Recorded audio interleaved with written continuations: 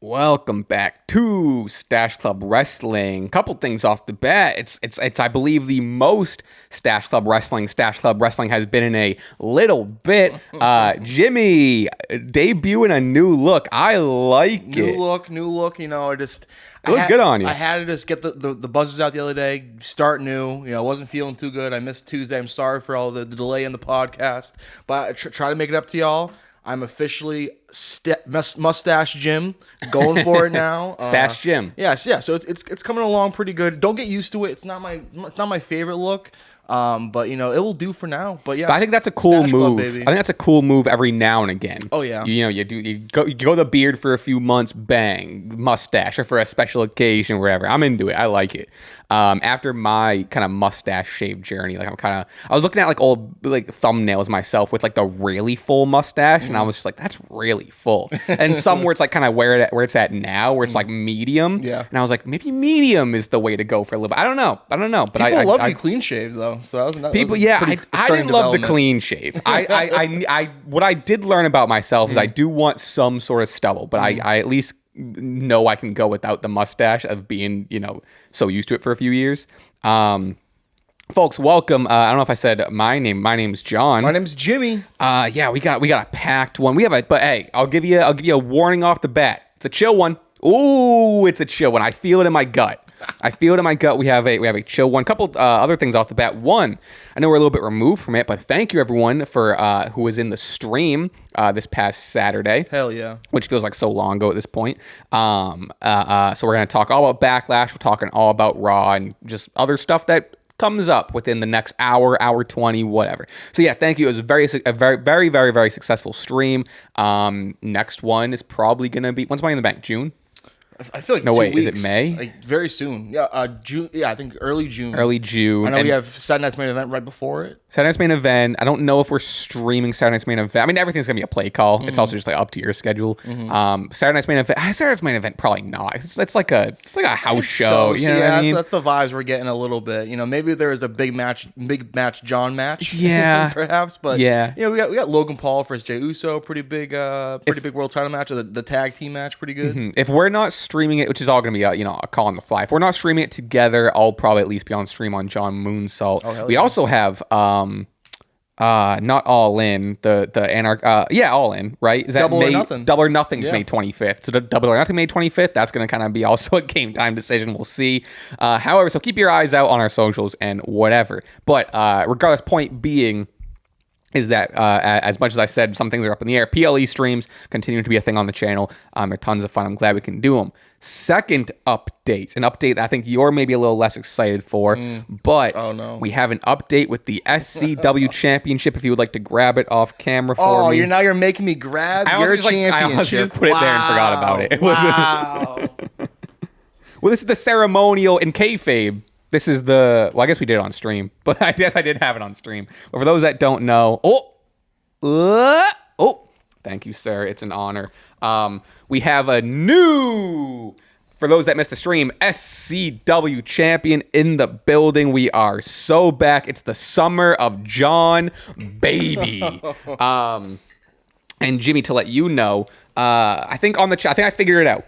There's going to be some quizzes that are just exhibitions. There's some quizzes that are going to be number one contenders matches. Regardless, it's being defended at every PLE. But a title match will occur between PLEs if a number one contenders quiz is one that leads to a title match quiz, right? Also, for Money in the Bank, I'll tell everyone now, Money in the Bank, we are not competing. Actually, I didn't think about this out beforehand. I think it would make sense to compete for the title. Regardless, every Money in the Bank, we do a sort of Money in the Bank briefcase, right? Oh, really? So it does make sense to put the title on the line. Like you would rather, it's still a PLE. So I'm thinking the title is going to be on the line as well as the Money in the Bank briefcase, which for that next 365 days does allow you at any time during a quiz, during a whatever, to cash it in before the final wager, 3, 2, 1. You can cash it in. Oh, wow. And that quiz, because we're going to do a ton of quizzes that aren't title matches, that quiz automatically becomes a title match if you don't have the title. Okay. You know, so you could hang on to that briefcase. Yeah. You could have both at the same time. I get the title. We do one quiz. You're like, oh, I got this locked in. 3, 2, 1. I'm cashing in before like 3, 2, 1. I'm cashing in. Bang! It's a title match. All of a sudden, title's all online. All right. I think that's how it's gonna work out. But things will be a little more no clear. scenarios where I can just like pull up on you if you're like at a pub or something. And I just like sneak up behind you and just roll you up 1, 2, 3 with the referee in sight. No. I mean, if we can figure out something creative to film, like I'm always down to do something silly. Okay. All right. Yeah, cool. I'm definitely down to do something like That's exciting though. Oh yeah. Yeah, so that's why Money in the Bank's fun. We can kind of do that like silly sort of thing, but we're kind of whatever. Yeah, so that's all right. So that's all business there. That's however. One last thing I want to mention at the top, I think would be remiss without mentioning it. Rest in peace, Sabu passed away at this point a few days ago. I think what was he, 60 something? Yeah, 60 something. Mm-hmm. So if not 60. Really unfortunate.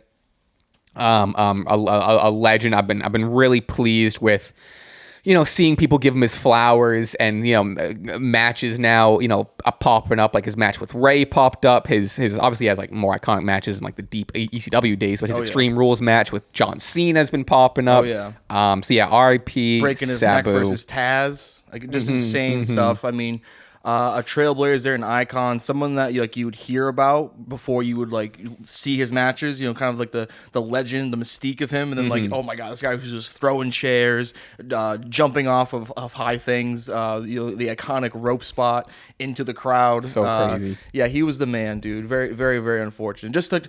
So I mean, again, Sabu's death, very unfortunate. I lose my SCW championship. Jason Tatum's Achilles breaks. It's a tough week. I'm sick as a dog Tuesday. Like, this has just been a terrible week from Jimmy from the Q. But could only go up now. Can only go up.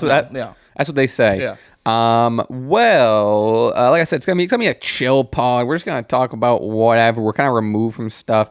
Backlash. How'd you like Backlash as a whole? We're on stream for it. Obviously, a couple of beers were going down. Oh yeah. How'd you feel about it as a whole? Backlash. Yeah. Backlash. As a whole, I thought it was enjoyable. I was sports entertained. Agreed. You had some pretty good matches. Again, I think in my opinion, we were kind of given a very overbooked ending to the show, which didn't sit well with me now that we're kind of removed from it. But the match itself was a nostalgia-filled, a great dueling between one of the most iconic rivalries of all time, Randy Orton and John Cena. Of course, we had R-Truth be kind of the main factor to end that match. But yeah, I also really enjoyed Becky vs. Lyra. They were really getting going, but then kind of a sudden ending. That was that kind of threw me for a loop. Becky Lyra. Yeah, I agree. So that was kind of that. The Fatal 4-Way I thought was fantastic. So much action. But then of course the debut of Jeff Corn the Cobb, my boy. Yeah, he's someone I admittedly don't know too much about. I've obviously heard his name thrown about with he's a New Japan. He was over in New Japan. I to be honest, I'm not super well versed in Jeff Cobb either. I just remember him from AEW and being kind of, anytime you get a big old chunk of meat on the show, I get excited for it. People are saying he's a combination of Bo Dallas and Rhino. I didn't see much Bo Dallas. I saw Rhino. It's the long hair, perhaps, but yeah, I can see that a little bit. See, that's. I mean, obviously SmackDown is tomorrow, so hopefully something comes to this. But I'm excited for Jacob's reign with this U.S. title as a whole, and then kind of going into whether it's Jeff Cobb stuff. I mean, it's looking like Jacob's maybe getting pushed out. Jeff Cobb is the new second-hand man to Solo. Definitely did not communicate with Solo what the plan was there. Props to Jacob too for selling that reaction and emotion, because his look at Solo of just confusion, almost I would say betrayal maybe, and I think I don't know, I don't think we're used to, or not used to, but it's not often where you get this guy whose character is this big monster, he's just wrecking shit, but you get that emotion. Sometimes in WWE monster characters, they kind of remove you're a monster character, you are just a monster, you destroy things, you're not showing emotion. But Jacob having that moment of that family connection. Kind of hurt. Yeah, that's what I mean. Yeah. I thought that was a really, really nice touch for Jacob's character. Plus, what you said, I totally agree with the whole monster thing. He's also really cool too. Yeah. The jersey, he's cool as hell. The dancing, just the and his promos too, believable, excitable. Just like, oh, this guy, I think he has so much potential. He's gonna be there. Yeah, he's gonna be on top of the world for the next 6-7 years or whatever. Easily. I also liked, we don't have to go match by match for Backlash. Gunther Pat, you seen it? Yeah. I loved it, but no one else did apparently, which is like, which hurts, but also thing about it is though, it's sports entertainment at the end of the day. Not every match is supposed to be Ospreay versus Omega, right? So this was, and then the criticisms, Gunther going 20 minutes against Pat. Well, first of all, it wasn't 20 minutes. A lot of it was also Gunther, playing with his food and giving Pat offense. And I'm not sure if maybe we were more excited too, just because of our own personal stakes in the match. Right. Also having fun on stream. Also drinking beers. Right. I don't know, man. Like, yeah, that was the match for the SCW Championship was really on the line, which I think. I will say I think that did add a lot for us because we were like, whoa, no, because that was if Pat won, you retained. If Gunther won, I got it. Michael Cole being involved, like there's a lot of fun. It's sports entertainment at the end of the day, and not every match needs to be a technical classic. No, I agree, and I'm definitely seeing like the criticisms, and like I think the one criticism we were even saying this on stream, but like one of the criticisms was like, okay, there was one moment where I think they were going blow for blow, and Pat's punches were like equal to Gunther's. That was weird. And it was like I don't know about that. But like, other than that, like we're in the same boat. We're in the same boat, but like to my side a little bit. I was really coming in that match a lot more than you, a little like rolling my eyes a little bit. For sure. And I'll be the first one to admit, I think that match stole the show. I had a ball again, like a stream and SCW championship on the line, like put into play, but I had a ball. Especially if you're rolling your eyes too of the fact that we're just coming off some releases, we're just coming off, or just the standpoint of like there's plenty of other wrestlers still on the roster that could have the spot that a commentator Pat McAfee's getting on a big PLE. But again, and it of course goes into a larger conversation of the WWE's prioritizing celebrities and the mainstream appeal and stuff like that. That's been highly criticized, whatever. But I'm a big fan of Pat McAfee. This guy brings good energy. And then of course there was people upset that he didn't sell the match right away, but he didn't get massacred. He didn't get Jimmy Uso'd. I got a problem. I didn't like. Also, he was late. God forbid you limp. God forbid you limp. He shouldn't be eating. He jumped up on the table. Yeah. He was 25 minutes late for Raw though, which I thought I thought was kind of funny. But like, I'm also wondering too, like maybe he was like celebrating or partying too much after. I don't know, man. That's his commentary kind of seemed a little, maybe hitting the pendulum a little bit. Because I agree, he didn't get carted out, whatever. However, he did get choked out. He did pass out. He did, and he did get a beating for some of the match. I think, sure, like at the end of the day, it is a job. Maybe they don't want him to miss a whatever. Yeah. At least, I didn't need a lot. I didn't need as much as like other people are saying. That he was a little sore. And there was like one moment where he was like, "Look how red my chest is," and like that was like he was saying like my back hurts and like whatever. It kind of goes to like his regular commentary, but he did kind of sound concussed throughout the night. But that could just be Pat. It might just be him. Yeah, might just be him. That is my like. I'm not as hard pressed as like other people, but I would have appreciated a little bit of the sign of respect after the match. Kind of, I didn't like. I was kind of surprised by that. Of course, I fantasy booked the whole Goldberg Goldberg entering and Pat wins. So I was kind of taken a loop by seeing not seeing Goldberg, but then also the show of respect from Gunther. It wasn't a handshake. He kind of just get I bid you adieu somewhat, but like kudos to Pat and rightfully so. But I thought that was kind of out of character for Gunther. Like I get it in the sense of like, hey, you put on a better match than I thought a commentator could. Like I also, which I haven't really thought much about it since, because I feel like there's so much other stuff that happened. I'm glad you mentioned it. Yeah, because I agree. It is very weird. He didn't give us a show respect to like other wrestlers who like were way more closer to Gunther's level, but like just because Pat. I don't know. It's not in Gunther's character right now to have respect for someone just for showing up, and that's like essentially, which Pat did more than just show up, but like that was kind of what was being said. It's and some of the his momentum in the match was produced by the Michael Cole interference. So some of the close calls where Pat did almost win the match was because Michael Cole was cheating for him. So that's another thing that's like, why are you showing respect for that? Given though, I'm enjoying this story being told about Gunther's character. To have a big a peak, you got to come from somewhere. So he's kind of going. He won the match, but again, it was a close match, and he still is coming off the world title loss. But in that same speak, I can't believe who he interrupted. Well, yeah, we'll stick on the Gunther train. We'll go right into it. I know we're kind of like I said, chill episode. We're just hitting all the bases. We're jumping all around here. Yeah, Jey Uso comes out. Does his yeet. I think you tweeted me or something like that when he's like Jey Uso's holding the kid damn close to the rail. I know. I was scared. I got nervous. He kind of picked him up here, and I got nervous. He's a professional. I think Jey has kids too. Oh, yeah. I don't know actually. I have no idea. Regardless, me neither. I don't know. Regardless, I'm kid was in good hands. There was just a moment of me just being like, whoa. I'm sure, the behind the scenes people, Triple H was like, yo, be careful. Whoa. Yeah. Comes out with I love I relate Jey Uso now, or his entrance at bare minimum, to Rey Mysterio coming out and giving his mask cover to a kid, or doing the whatever to the kid. Oh yeah. I really enjoy it. What I don't super enjoy is Jey coming out and then doing the run it back every single time now. When he runs back the entrance, he gets in the ring and he's just which is it was cool when he did it. I believe it was the Raw after Mania, him winning when it calls maybe for it, when you feel it in the crowd. But I don't now think they're asking for every it. single. I think there was 10 people chanting it, and he was okay, and then he did it, and his entrance is already so long.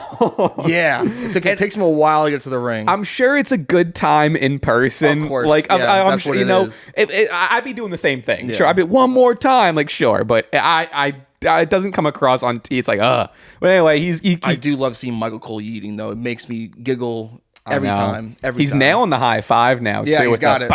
He's got it. Standard Jey promo.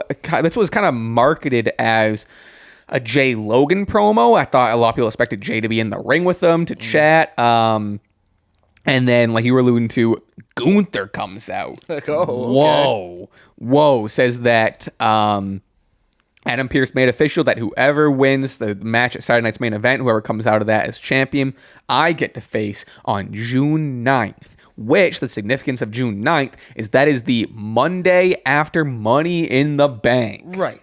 What is going on, folks? Rematch clause. I'm totally okay with this. Gunther. If they mention it. Yes. Mention it. Say the word. Someone say that word, and then I'm fine with it. Yeah, absolutely. But I agree. It's implied, I think, maybe. Yep. And then, because again, he's coming off a win versus a commentator, so that doesn't really It doesn't jump you up into the number one contender spot. It shouldn't at least. It shouldn't at least. But maybe that was just a side quest that Gunther had to take care of before he was like, all right, let me get my rematch clause. Obviously, that was a personal beef. He got suspended, whatever. Now he's kind of, okay, now I'm wants to reclaim his throne. What I find interesting is, again, this is a WrestleMania rematch. This is a world title match between two larger than life stars. What's the importance of June 9th? Look, why not have this match at Money in the Bank? The PLE. So that's why it's kind of like, because what's going on there? Because Jimmy, some fuck shit's gonna happen. What's going on? I would bet my life. Oh no! That whoever wins Money in the Bank is cashing in on that match. I mean, you would think so. Some people are speculating Punk. My pick, I think I put this in a video. My pick is Sami Zayn. Yeah, I think it's he has the history with Gunther. That's how he won the Intercontinental Championship at 40. He has the history with Jey. He's been acting kind of sketchy towards Jey a little bit, and a little, he's been standing behind Punk with the chair a little bit. Yep. Sammy's teetering here, whether he goes fully with Seth's faction or he just turns heel or not. That I can't say. However, I would love Sammy Money in the Bank. Does he interrupt the match? Does he come in post-match? I'm not really sure. Maybe let's say he's not to jump around, but I think this is also where you're coming from. Does like if we're just thinking Money in the Bank aside, because we'll add that implication after, but just face value in less than a month, Jay Gunther running it back. I don't know if Gunther is losing / should lose to Jay clean straight up again on a Raw. But are they going to take the title off Jay? And then obviously that's where the Money in the Bank implications comes in, and like when that's going to happen. But like, right. If they might join the match all WrestleMania 31. Sure, could make it a triple threat. Yeah. I'm really, really curious to what they're doing here. Also, we're just assuming that Logan Paul is going to lose the Jey Uso at Saturday Night's Main Event, which I think is a fair bet. But they are on NBC. They're on NBC. Anything could happen. Logan Paul does have a trillion followers across his social media platforms, but I think it's safe to say Jey Uso will win, and we'll be getting this rematch on June 9th. But yeah, so I've kind of have someone who I really want to win Money in the Bank, but it wouldn't really coincide with, if it's so the storyline calls for a cash-in or tease cash-in or whatever involving the Jey Uso Gunther match. So, but yeah, with that being said, if that is the case, it would, you'd have to think Sami Zayn, CM Punk. Be seen at the main event of not main event of Raw, but the interaction between the I'm gonna call them re-evolution. Braun Breaker and Seth Rollins. They're kind of outnumbered. We have they have CM Punk, Sami Zayn, and Jey Uso on one side, and they're kind of short a little bit. But again, that kind of brings it to who's the third man, and it's definitely seeming like they're kind of teasing Sami Zayn a bit, which I don't know how I feel about that, man. And then if Sami Zayn does align with re-evolution with the faction of Paul Heyman, Braun Breaker, and Seth Rollins, will he win Money in the Bank? But will they want Sami to have Money in the Bank, since it's probably Seth's goal to win the world title? But yeah, there's a lot up there right now. There's a lot going on. Well, who's your you kind of alluded to who you want to win Money in the Bank. Yeah. Who's your pick other than those two? Yeah. It's due. It's due, man. We gotta really. I feel like it's been a while, but when we had a face Money in the Bank holder, I think it's time. I think also too, you don't have to rush the cash in. I think he can have it for a while. He can also feud with other people, defend it perhaps. I think he's due. I think because again, imagine a delayed, a few weeks from now, maybe months from now, LA Knight cashing in. That moment, the roof would blow off the place. I think we're going down the road. I don't know who the champion is, whether it would be for the WWE Championship or the World Heavyweight Championship. I don't know, because I think too we're getting the draft at some point soon. True. So I know we're all over the place. We're all over the place. But I would fall asleep on stream if that happened. What, LA Knight cashing in? Not for it. Yeah. Not for. And I ebb and flow. I've told this before. I ebb and flow with LA Knight. LA Knight in 20. I appreciate your support. I appreciate your fandom. LA Knight in 2025. I think he was due 2 years ago or 1 year ago or whatever. The crowd is still popping for him. I think he's he should be graduating from the mid card U.S. title. He made that title prestigious. He set up Jacob for a nice long run. Sure. I think you can elevate him. I think you can have him elevate him. LA Knight Bailey. Yeah, exactly. You killed it. But yeah, I don't know. That's someone I immediately thought I would want for the men's Money in the Bank, LA Knight. Wow. And if I'm in the minority, I'm totally okay with that. But yeah, I'm curious where people would stand on that. I also have another terrible take that people are going to hate. Let's hear it. Maybe we do like an injury for, again, we have the Money in the Bank qualifying matches. We eventually get to the 6 or 8 participants. Maybe we have an injury night of. Who fills in? Who do we get returning? Cody Rhodes. We got a Cody Rhodes. And then hear me out. I'm more with that than LA Knight. Well, that's fine. But my mindset with Cody Rhodes winning, which again, it's not super. What a stacked Money in the Bank. If imagine, not to interrupt you, but if our Money in the Bank is CM Punk, Sami Zayn, Cody Rhodes, and then LA Knight or stacked. Because I usually love having the Money in the Bank holder be someone that is young, that has potential, that normally wouldn't get a world title shot out of thin air like Cody Rhodes. A lot of people are saying Carmelo Hayes. Yeah, that'd be They've been saying him for 2 years, but my thing with Cody Rhodes, which I would like, would be him having this Money in the Bank contract, him being a babyface, and basically just using it as like, you know what, Cena, enjoy your run. I'll see you in December. I'm cashing in on your last match. So no matter what, Cody gets that last match for Cena. He probably will eventually win the title off Cena in his last match. So I could. That's how I would fantasy book one way. It's good reasoning because you do need, and granted, sure, he could win his way up to become number one contender. Yeah. But you need a way to get Cody his rematch on a Saturday Night's Main Event in December. Hopefully the rumors are true that it's in Boston. Now I'm seeing rumors that they're gonna like shut down the whole weekend, and it's gonna be a Boston weekend. Like they're gonna do SmackDown, Saturday Night's Main Event, and then like what did I see? Like one other thing. You know what I mean? Like a mini sort of weekend. Why not stay for Raw? Maybe Raw. I don't know. Yeah, it might have been something like that.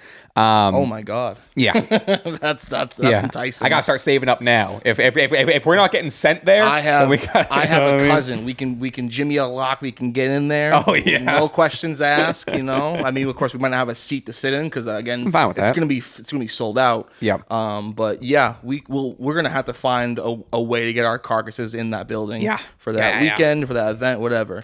I'm hoping we could do.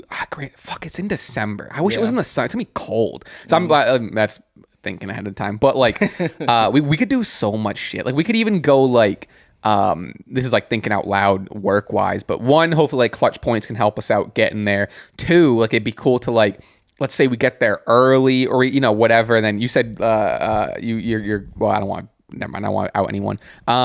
We could do some content beforehand, like some man like who do you think's winning? Name your favorite Johns. Like we do some man on the street stuff. We could make some videos. Like we could have a time that weekend.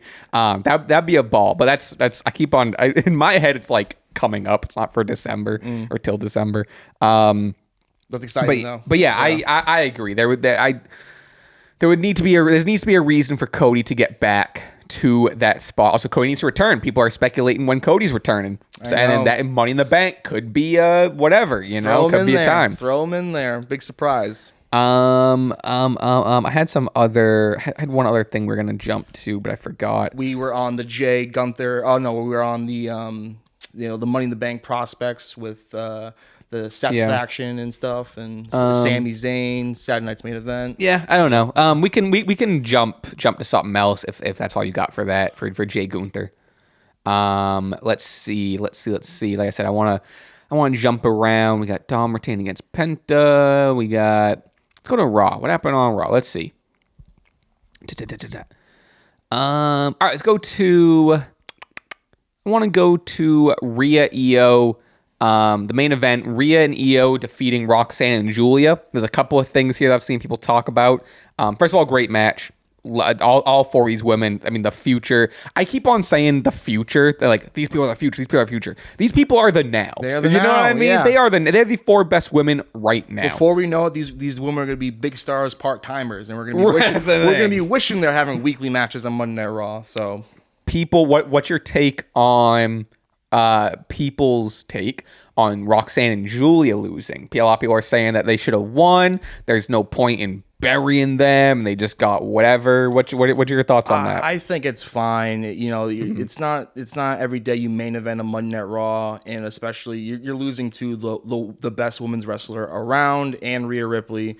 It's fine. What did throw me for a loop though is I seen on socials like immediately Roxanne and Julia are kind of like breaking up essentially. I mean, I know they're not like a super like locked in tag team, but they're already kind of like having like are they teasing a breakup? Julia said that there's no we, because Roxanne was like, I can't believe we this and that. Like Julia was like, nope, there's no we, and they kind of just like walked away. So there's another even more criticism with Triple H's booking, and they're like, oh, you're already breaking up these women or whatever. Interesting. But I think it's okay. I mean, I'll tell you what, we already went down the rabbit hole of who we want to win Money in the Bank for the men. For the women, Roxanne Perez, baby. Put the briefcase on her, or give her the briefcase. Maybe she can fit in the briefcase. I don't know. She is quite small, but she is, where she lacks in size, she makes up for it in ring talent, and someone that I think has potential to be a multi-time world champion. Yeah, I think that's a shoe-in. I mean, even just like her entering, number 2 at the Rumble, and is now like the most that she lasted the longest in the Rumble or whatever. Which, like, you think coming off that we get a more established call up, or if it happens, whatever. But come Money in the Bank, I do agree with you. Let's get this Roxanne main roster position established. Money in the Bank win. I think that's great. I can't think of anyone else right now. Or even I can see it being kind of like maybe we want Roxanne to win, a la maybe, because I've been watching Money in the Bank's pay-per-views kind of leading up to the show early June. And I watched one where I think everyone wanted Cody Rhodes to win the Money in the Bank ladder match. And who won it? His partner at the time, Damian Sandow. Maybe we have Julia win by screwing over Roxanne last second, pushing her off the ladder, and then getting the briefcase for herself. And then I was also theorizing, too, like, if Cody Rhodes won that Money in the Bank match, would AEW exist? which is crazy to think about for just like a one. It's like that meme with like the you knock over the one domino, it's here, and then it's AEW. Yeah. It's because he wins the Money in the Bank briefcase, maybe he wins the world title, and he never ends up becoming Stardust and whatever. But Rhea and Io Sky, I love them as a tag team. I love their dynamic. People crying about Rhea. Oh, she can never be in a feud at the world title. Well, you know what? When you're a megastar and you are one of the best women's wrestlers on the roster, of course you're going to be in multi feuds with the world title. It's just inevitable. She's I would say she is the most popular in terms of just like mainstream social media, whatever. I think she's the most popular woman in WWE right now. So of course she's going to be. And also she's like, it's not that she's just popular. She's also, like you were saying, one of the best in the ring. So of course she's going to be in the main event scene. Yeah. I also like her and Io's. I like their chemistry. I think they have great chemistry in the ring. I like their story, how they're friends, and then like that kind of exploded a little bit in the triple threat. Rhea kind of realized like, oh, Io is fucking great. It's gonna be hard to get this title back from her. I have respect for her. She is a friend. I have to remember that. And like kind of there's a moment closing Raw.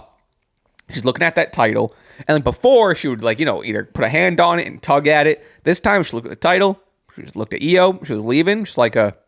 A nod of respect, looking at the title like, I'm still coming for that, but I understand that, like, one, I have respect for you as a wrestler and a partner. Two, I realize it's not going to be easy, but that's still where my sights are set. Yeah. Io is just like, heard. See you down the line. I love this duo. It's giving like Rey and Batista or like X-Pac and Kane, where it's the little worker and the big worker. And of course, though, I think there's of course potential for Rhea eventually to get fed up with it and unleash maybe a darker side and more aggressive side. And there's no friends in this game, right? But that's down the road. I enjoy these two women working together, and just like Rhea doing like the Io emote thing, like it's like she did pull that out, electric. And then it's them working together. Certain spots in the match really. Rhea using Io as a weapon, I thought was awesome. Just stuff like that, where like the dynamic between these two fantastic top of the line workers are just the best. Let's go all the way just to the topic of John Cena. So we didn't talk much about it. We can all this is a full encompassing where John Cena is at right now. John Cena retains WWE Championship against Randy Orton at Backlash. We can pause here for a second, and I love this match. I thought this was electric. I thought there were so many callbacks and references to their feud as a whole. People are calling this their best match period together, which I don't think is crazy. I would need to maybe rewatch the I Quit match and their SummerSlam match. But I love that the table spot, the AA into the RKO, the springboard shoulder check into the RKO. Randy hitting an attitude adjustment was crazy.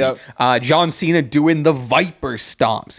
There was so much in this. What about that thing we never seen before where we got clowned on a little bit on the stream, but the AA into the RKO. I did. Yeah, awesome. I saw a clip. Seamless. I saw a clip maybe a couple days after where they did do it into a table, and I was like, there it is. But whatever. And then obviously we had some ref bumps. We had people coming in, Randy hitting an RKO on all these backstage people and security or whoever it was, which that was fucking awesome. So before then we get to shenanigans. The match. Where are we? How do we feel? I loved it. What's your thoughts? I thought it was okay. Okay. It was, again, for me, it was kind of similar to how my feelings towards McAfee and Gunther, where this didn't have to be the best match in the world. This more meant a lot more to me because of the story and the two men involved, and just the of course this will be the last time we see this match ever, and this match meant a lot to me growing up because we've seen it so much. So many goddamn times, and I thought it started off pretty slow. But then once we got to the finisher spamming, it got me really good. It got me real excited. The few times I thought maybe Randy could pull it off, and we were in the whole town. Maybe do a dusty finish. I don't know. 4 words for you though. Count the pin, Nick. Why did Nick Aldis not count the goddamn pin? See, I don't get he's not a ref. Oh, he's not a ref. John, talk to me. Where's your John Cena shirt? I know it's a very nice shirt you got on. Thank you. Yeah. I know I meant to plug it to be at the top of the show. We gotta sell some of these. SCW Clutch Points shop. Jesus Christ. Shop.clutchpoints.com. Good moment for a plug. This shirt, folks. It's summer. It's summer. Listen, Bash at the Stache. You can't see the back, but it says Bash at the Stache on the back. There's a surfboard here. We gotta get you one of these shirts. I don't know. We gotta check Triple what we L, have left. Triple XL. Let's go. But yeah, pick up a shirt as well as a koozie. Yes. Summertime stuff. We're drinking outside. Get these suckers sold out, please. Yes. I don't want to hold on to them anymore. Let's go. All right, good plug. Yeah, okay. So talk me more about that, because I know it happened like in history, right? There's a moment where a GM came, whatever. But I get GM has authority, but talk to me a little bit more about like the GM should be counting the pin, because I'm in the camp where it's like, well, he's not the ref, you know, he's not an official. He runs the show. He makes the matches. He's a suit. Yeah, if you can give out suspensions, you can count the 1, 2, 3. So if Triple H came, could Triple H have counted the pin? Yes. Okay. Oh, yes. I mean, I immediately went... Stephanie count the pin? See that? Okay, that you might have something. If you're given those other two, then she can show that. But now it's a slippery slope, because then can Shane do it? I know he's the best in the world and all, but can Shane? Is he even employed by WWE That's what I'm right saying. now? That's what I'm saying. I know Stephanie has Stephanie's places, and she's a great podcaster now or whatever. But I don't know, man. So, but Nick Aldis, you make the matches, you give out suspensions, you're this and that. He slides into the ring and tends to the referee, and I think that's what his case was. Which was the referee took a world title to the face. That's pure gold. That's a possible concussion. He's concerned about the referee. So then Randy Orton's sitting there, and we go, I remember I said if I'm Randy Orton, I'm killing everyone in the ring, because once the ring filled up with the agents, and that's what he did. RKO. Who kind of didn't sell it? Jamie Noble can't sell an RKO for his life.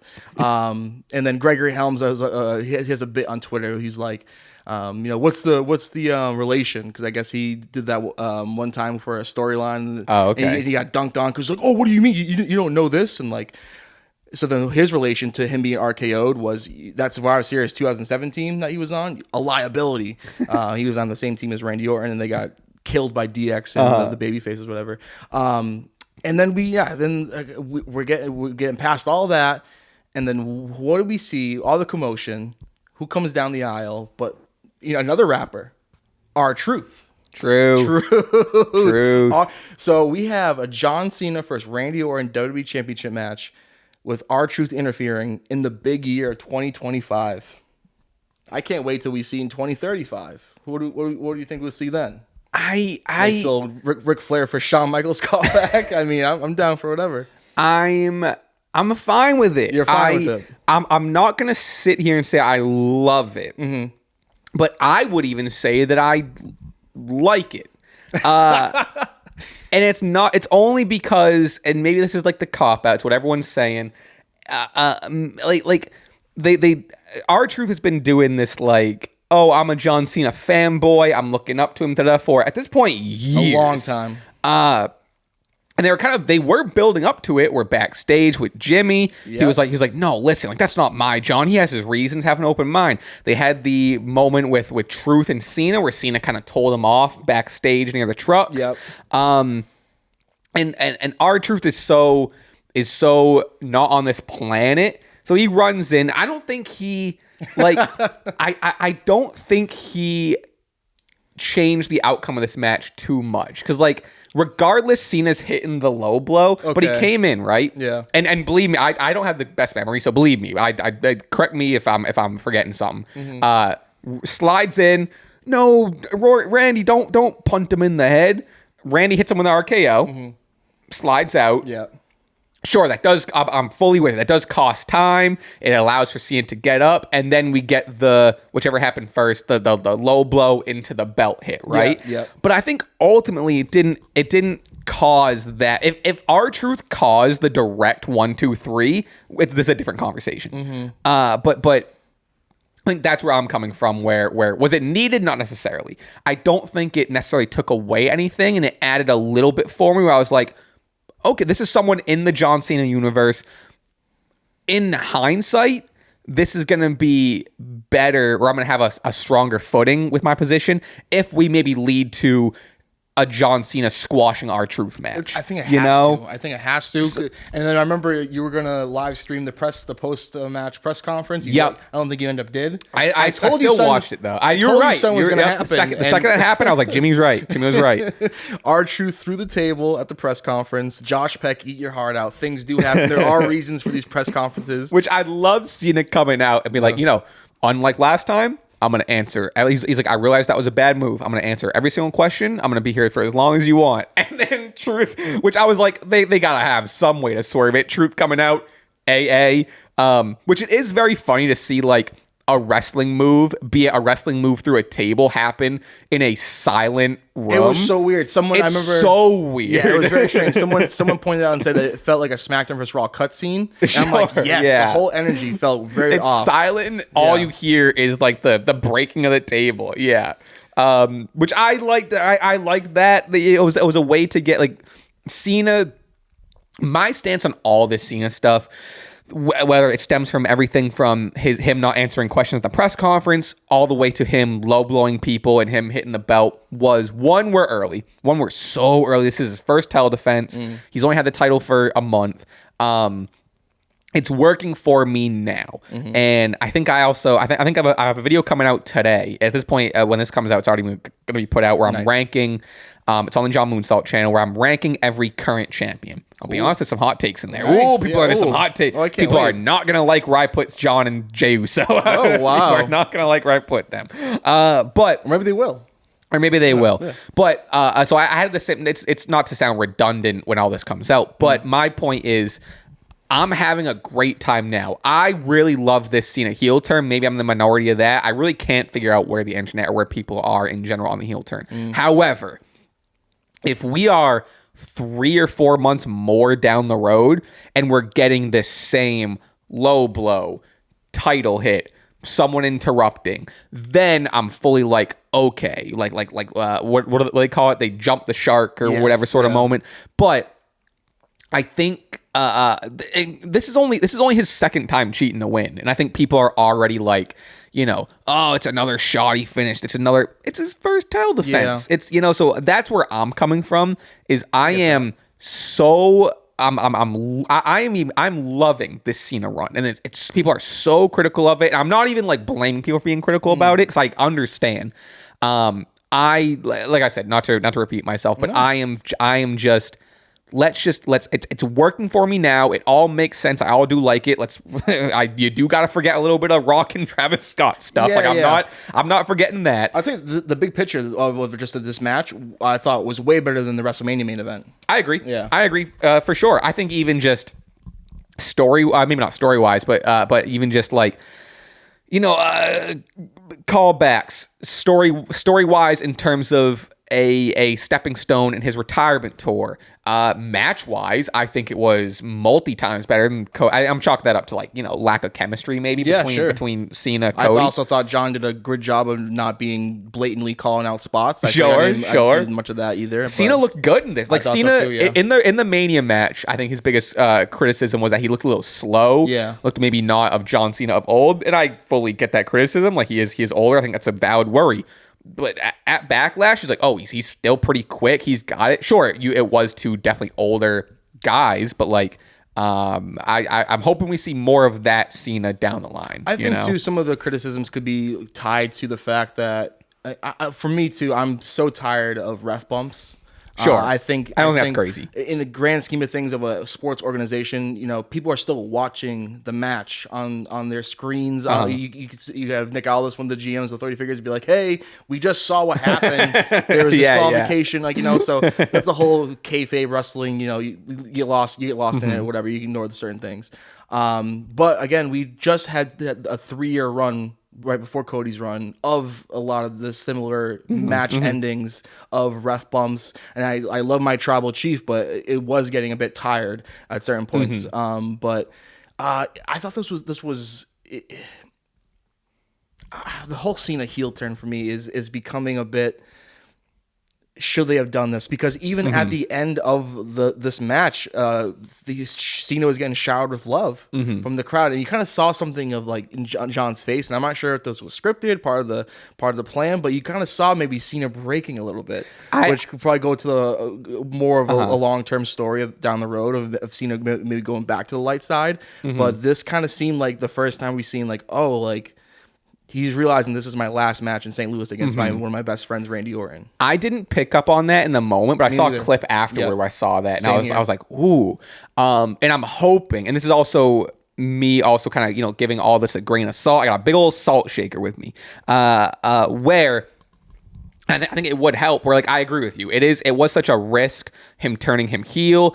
Did they maybe jump the boat? Should they have done it years ago or whatever? Oh, for sure. They should have done it at the height of when the crowd was kind of like, was actually booing him. Super Cena always wins. Because then at that point too, the heel turn would have made him a double baby face eventually, because the minority that was tired of him, that eventually turned anyway, because again Cena did so much work of putting in the U.S. Open Challenge, proving that he can wrestle, that he is a talented worker, then putting people over, and then gracefully kind of leaving, and then now it's like a nostalgia thing where everyone misses him. But yeah, huge risk him turning heel. And I think that's where I'm coming from, is like, in terms of like, all right, like just wait, because if they do what I was saying, where it's like, okay, we're 4 months down the road and it's the same old shit and da-da-da. Yep. But if this is the story we're getting of like, he turned heel, he made a brass decision to get that 17, and if we're telling the story of him maybe regretting it, and maybe the things he's saying isn't super valid, he's saying all this stuff to justify his heel turn,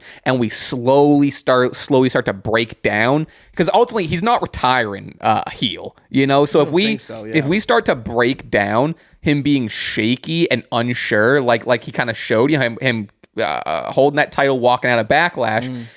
Him having that almost remorse, you would say, about being or turning on people, right? So ruining wrestling. Sure. Yeah. So if we develop the story, I think this whole thing is just character development, and I think we need time to develop the character, and who knows? Like I'm fully fine with, in 3 months, if shit doesn't happen and it sucks, I'm fully fine with being like, hey, I was wrong 3 months ago. Hey, like I had optimism, but hey, this turned out not to be good. Yeah. But if we get like a really good character arc of Cena, like, being shaky, regretting, if there's characters like, it's a conversation I want to get to, but let's say he faces Punk next, right? Money in the Bank's coming up. I think a lot of people are hoping we get that callback of Cena versus Punk. Yeah. I do too. That's my pick. If Punk gets on the mic, and I think Punk has an opportunity to propel this story on the mic, because he is one of, if not the best talkers, right? If he gets on the mic and he's really like, John, I know you, tells some stories about we hate each other, maybe we became friends, maybe we still hate each other, whatever. But if he gets on the mic and cracks some of this like John Cena logic or whatever, it's like, this really isn't you. Kind of similar to how like Randy was doing it a little bit. Yeah. Where he was like, you should be a father. This isn't the John Cena I know, whatever. If Punk can continue to kind of crack that, and this is the story we're getting, then like it's a whole different conversation. If I'm just talking out of my ass right now, and like I said, we're just getting this like maybe not unplanned, but this like maybe half-assed Cena heel, then it's like, okay, I'll eat my words, whatever. Yeah, that's kind of where I'm at with this whole thing. It's a lot of optimism, it's a lot of grain of salt, but I'm still in the midst of like just being a fan and generally being mad at John Cena for what he's done. Sure. But not, taking off my glasses and kind of criticizing the heel turn. Because I am starting to lean towards the crowd of like, this isn't hitting for me. This isn't what should have been done. But at the same time, I'm still having fun kind of booing John Cena, him still being mad that he beat my guy Cody Rhodes. And I definitely enjoyed cheering for Randy during this match, even though knowing that, he probably wasn't going to Sure. win.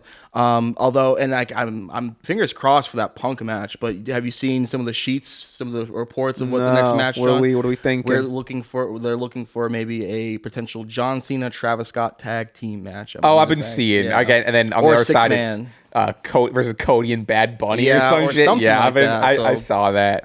We know Travis wants to get in the ring, so we might eventually get that. I think that would be kind of suckish for one of the matches being involved, especially if they do it at Money in the Bank, and you could have had Punk, which I know Punk is like, we have about 4 weeks at this point till Money in the Bank. Yeah. We don't have a lot of build. I think on Raw is going to be this coming Raw is going to be the first qualifying matches. Like they didn't announce the participants yet. Unless they came out at this point. So Punk's pretty wrapped up in this Seth faction. I don't know how we're pivoting. And I'm a little worried that he might be the one that turned heel. Punk? Yeah, because they've been teasing Sammy, and I'm like, they're kind of making it making it a little too obvious. Kind of. I mean, if he wins Money in the Bank and he goes against Jay, you gotta end up being the heel there, right? Yeah, that's what I'm saying. And that's the thing too, where it's like he could turn heel, but not align himself, obviously, with Seth and Braun. You know what I mean? He can turn his back on Sammy and kind of be... Because I don't think he's... after all this... Yeah, it wouldn't make no sense. Yeah, I think it's a waste if he sides with Seth. Oh, yeah, no chance. You know what I mean? It would make no sense. Yeah. It's the Heyman things too. But I still think there's potential for him to be like, I'm actually selfish and I want the world title and I'm going to do my own route. But if he does turn heel, then we might never get at least one more Punk versus Cena match. Would be an absolute shame. Like, why would... It's so obvious and perfect. Like, I'm even fine with it being rushed. Like the Randy stuff was rushed a little bit because it was in St. Louis. I get CM Punk is not involved in Cena right now at all. I'm fine with them just doing a hard, quick not U-turn, but a quick yeet, I guess. A quick just detour is the word I'm looking for. A quick detour to get Cena because it's so obvious. At minimum, just to get that callback of Punk blowing Cena a kiss, right? That's all we need. Oh, yeah, Money in the Bank, dude. It was one of the best matches of all time, one of the best environments. And even so, like... I'm due for a rewatch. I'm going to rewatch it this week. Oh, for sure. People can have multi feuds. Look at Penta. I feel like Penta's feuding with like 4 different people right now. So... True. Why not have Punk have a little, like you said, detour and go, let's have a match against, John Cena one last time, Money in the Bank, nostalgia, please. Wow. I would be like, God, we have 4. I'm going to see if, I don't think anything's been announced for qualifiers, but that's going to be very fun to kind of look at and be like, who's qualifying, whatever.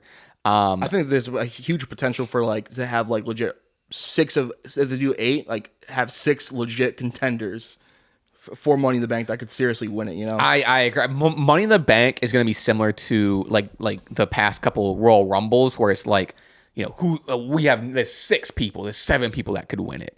When is Saturday night's main event? 5/24. So okay, so not this Saturday, but next Saturday. Yep. Oh, okay, got it. Damn, expensive tickets for what is basically a house show, huh?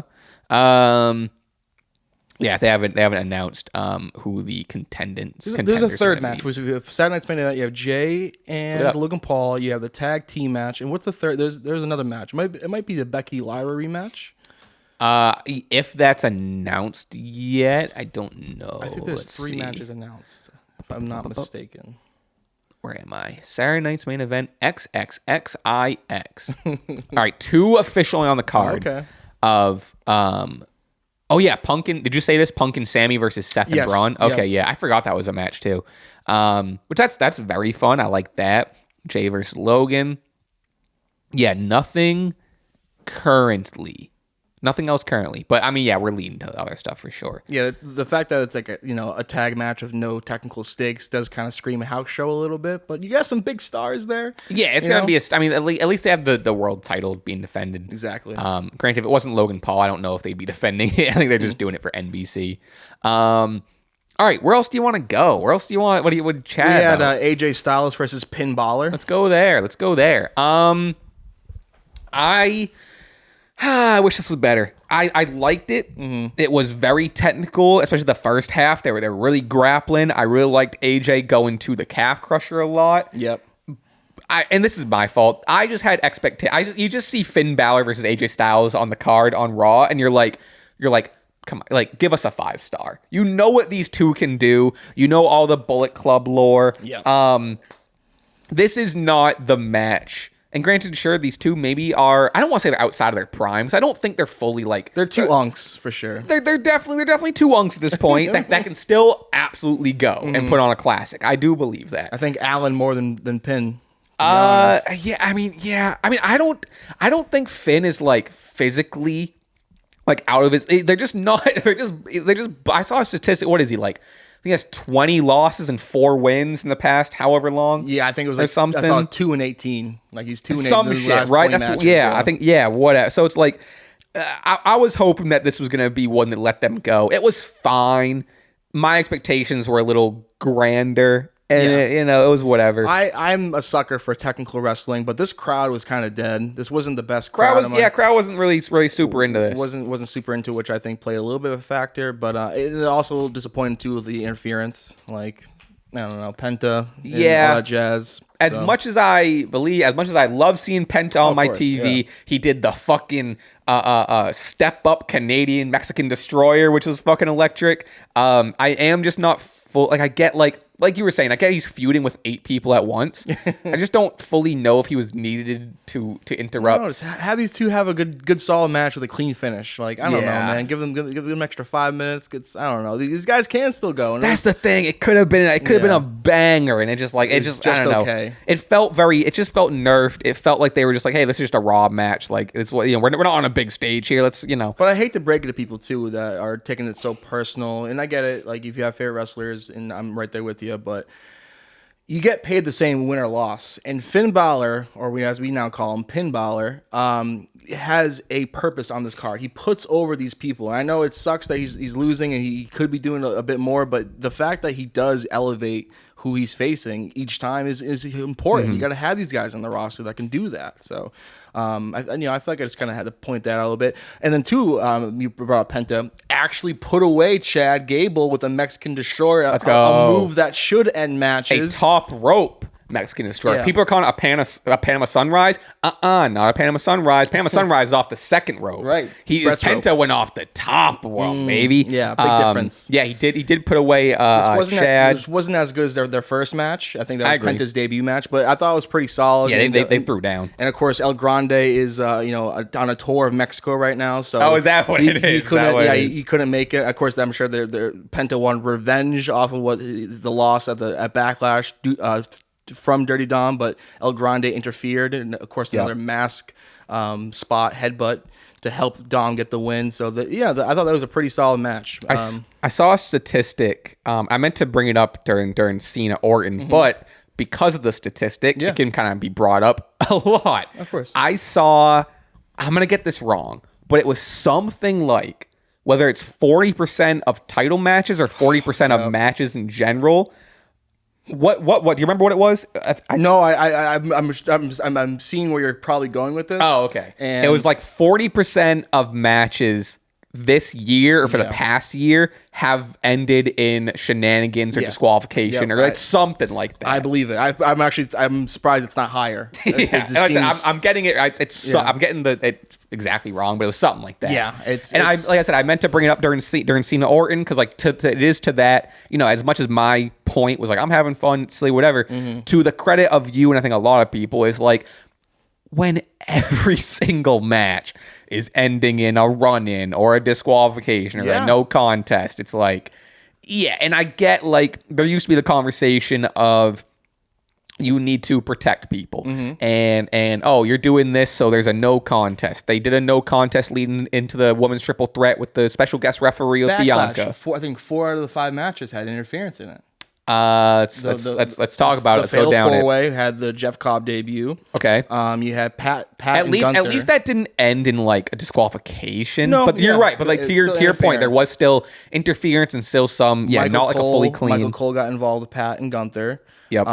R-Truth and Cena and Orton. Yep. And then the other match was the IC title match with Judgment Day coming in. Yep. So and then only Becky and Lyra. Yeah, you're right. Had a clean finish, which that finish came out of nowhere. nowhere. I was like, whoa. Of course, I was kind of biased because I needed Becky Lynch to retain my Stache Club Championship Wrestling title. But I also was really enjoying that match, and then kind of just out of nowhere ended. And I kind of thought it was a shoot, kind of like surprise ending, but no, it was what it was supposed to be. It was still a pretty good match, but definitely a underlining issue is the finishes of these matches. They're missing Pat Patterson big time with the uncreative finishes of these matches. And is it lazy booking? I don't know, because again, there's benefits there. You want to keep people strong, you want to have stories progress, but once you kind of see it a bit too much, it gets a bit much. But yeah, I don't know, man. What can you do? Yeah, I'm trying to find the exact. I don't think I'm gonna be able to find it. Interfere. I'm not how to spell interference. How the fuck do you spell interfere? ENCE. It was something like 40% fans right now. But you're right. I did really like Backlash, but that was my biggest thing is leaving it. I was like, there weren't like any clean, like no one really other than Becky Lyra, which needed, I think, a few more minutes. And it goes to kind of, what I was touching upon where like, I get you are, quote, keeping people strong and not, letting people eat the pin. So it helps people. But it's like, when it deteriorates the quality of matches or wrestling, it's like, okay. And like, I think people would have less of a problem, and this is me speculating, less of a problem with maybe Cena ending in a shoddy finish. Yeah. If that was unique. Yes. It's just not unique because every other match ends in the similar way. Yeah. All right, I know there's definitely a lot of stuff we left off the table, but let's talk about the ending of AEW last night, huh? Hell yeah. So we got Samoa Joe versus Jon Moxley in a steel cage match. I think we were both saying we both tuned in just in time for this, coming off a Celtics win, me coming off editing. Almost like they were waiting for me. Yeah. Like the game ended. I'm like, oh wait, I want to watch Dynamite. I went to go like start from the beginning, but right when I clicked the channel, the cage was being lowered, and these guys were just. Yeah, I'm not going to rewind now. I feel like they were almost the game was pressed on pause, and they were waiting for me to start. They were waiting for me to start this cage match, which either that, or Tony Khan, the people that put the show together, were smart enough to be like, let's wait until, because it was kind of late too. It was like 10:50 when this match was starting. They went like 20 minutes over. Yeah, it was awesome. They went for a while. Like that. Well, not for me because they intrude on my Big Bang Theory. I think I don't know. It's Modern Family that comes on after. I don't know. Probably. I like this. It wasn't like an all time or nothing. No. I guess commentary was saying this is the first time the AEW championship has been defended in a steel cage match. Yep. Caught that. That's pretty cool. I love AEW cage matches. I think back to Cody versus Wardlow and stuff. I think even kind of rare for me to like a Young Bucks match, but Young Bucks versus Lucha Brothers cage match it's one of my favorite matches of all time. It's so good. They won me over the big time in that match. But yeah, I enjoy the way they do cage matches in AEW. And then surprisingly too, I haven't been what I've seen from the Death Riders and Moxley storyline, whatever. I haven't been too big on big match Mox. But I thought this was entertaining. You got a great dance partner in Samoa Joe. Got some color. The blood makes sense. Oh, yeah. Steel cage match. The blood was good. The blood makes sense. Yeah. Toward the end of it, both Joe and Moxley were covered in Moxley's blood. I was very entertained by this match. I liked it. And then you had who came running out? Well, we had everyone. We had Death Riders ringside. We had Willow and Marina Shafir. No, over on Powerhouse Hobbs. Powerhouse Hobbs. Yep. I was drawing a blank there. They took each other out, everyone, whatever. And then, which it's admittedly, it's someone like a Jeff Cobb, someone I've heard their name a lot. I'm not too familiar. I know this person, Kenny Omega, had a great feud just very recently, I believe, for the New Japan US. I'm not really sure. So. Gabe Kidd comes out in a hoodie, classic. Slides Moxley the briefcase when all of this crazy shit's going on. Bang, Moxley hits him with the briefcase, 1, 2, 3, which again, it does, we're still outside WWE, but this is maybe a problem in general.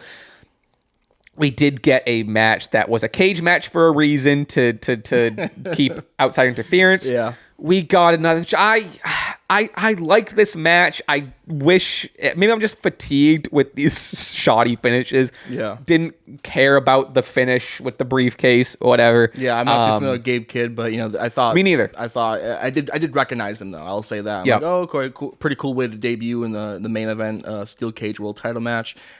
Seemingly he's definitely gonna be a part of the Death Riders now. That's what it seems like. Which may be a nice refresh for the Death Riders if they needed it, you know? Definitely. And then who do we got? The Bucks coming out to congratulate Moxley. They're all in each other's pockets. They're all happy. Match. And then they I love them coming out with a controller for it and then bringing down the cage to lock them in. They're beating people down, and then who I genuinely think, and it's amazing what he's done for the past 1 or 2 years, Swerve fucking Strickland comes out.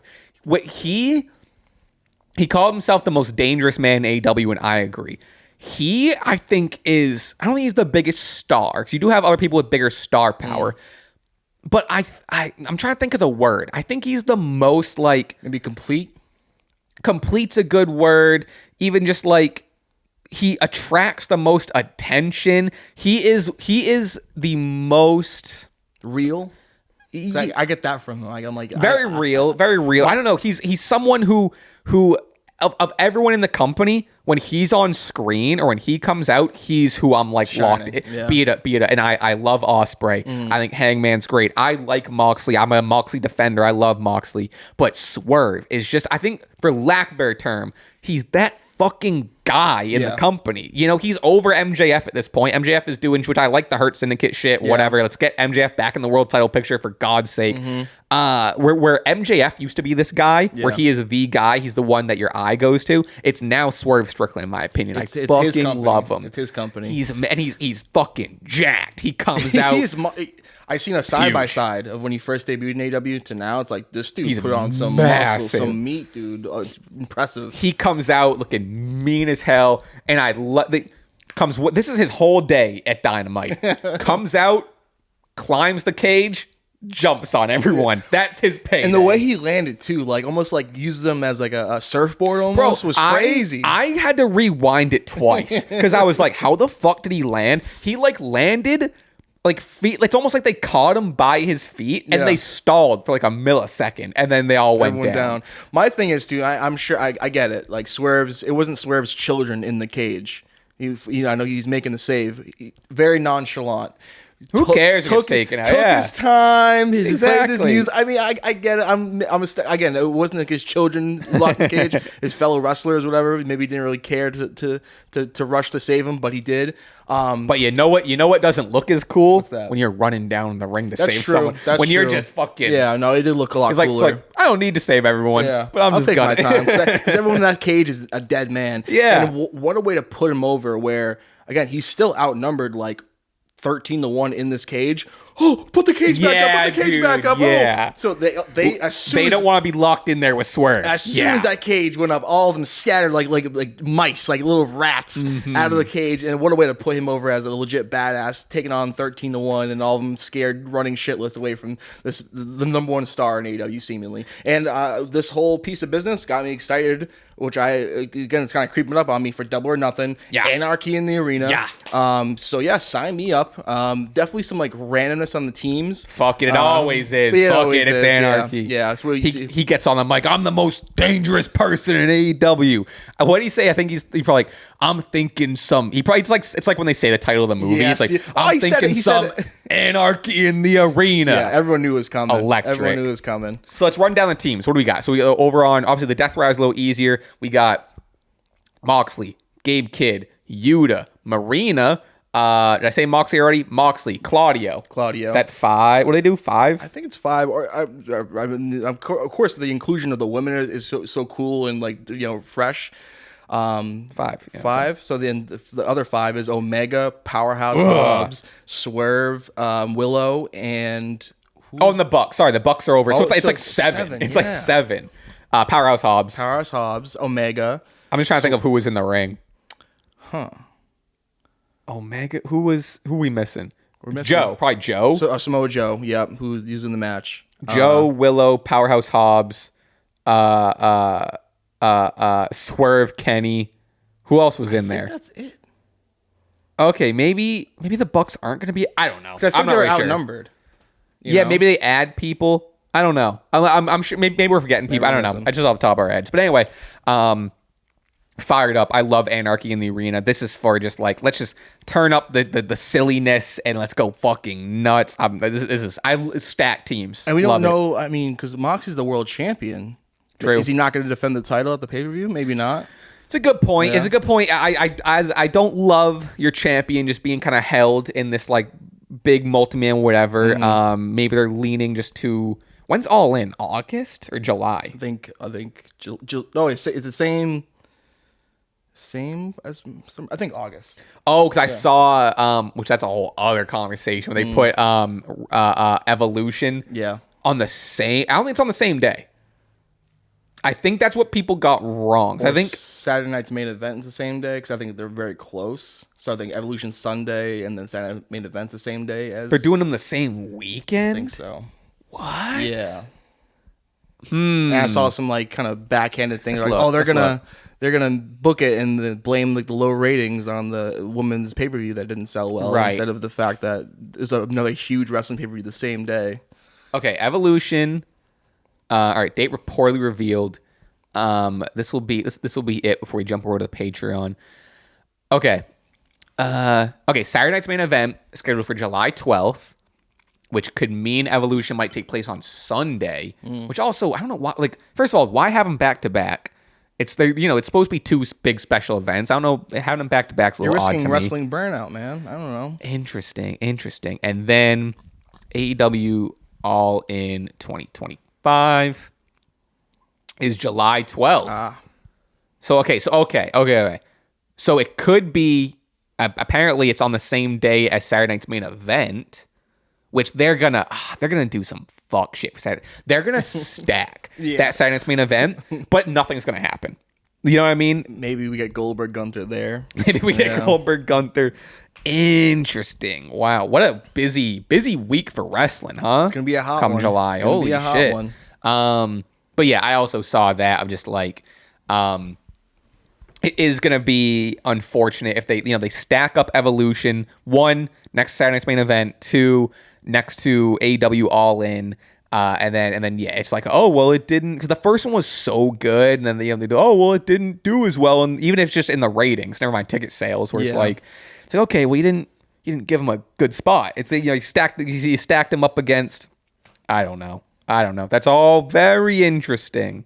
All right, well, I think that's it for the main show, folks. Head over to patreon.com/Stache Club Wrestling. We're chatting more. We got a bunch of your questions. We're talking whatever else.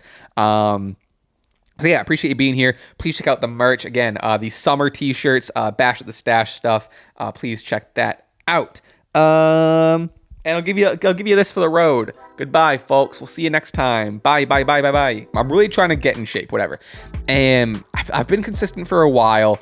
And I haven't been seeing much progress. Like, I'm seeing a little bit of muscle. So what would a dream fatal 4-way match for a mid-card title, any wrestler from any promotion, any era, alive or dead, in their prime, also to spice it up, who would be the celebrity guest referee? Whoa. What a crazy match. Fatal 4-way match. Underestimated how much eggs is 6 eggs. I did 6 eggs. You did 6 eggs? 6 Holy eggs, shit. and I was like, I burnt my bacon too. I also made bacon. I couldn't even, it was... Kickball, baby. Kickball. Whoa. Might be joining a kickball league. No kidding. Maybe. Oh, shoot. Okay. I don't know.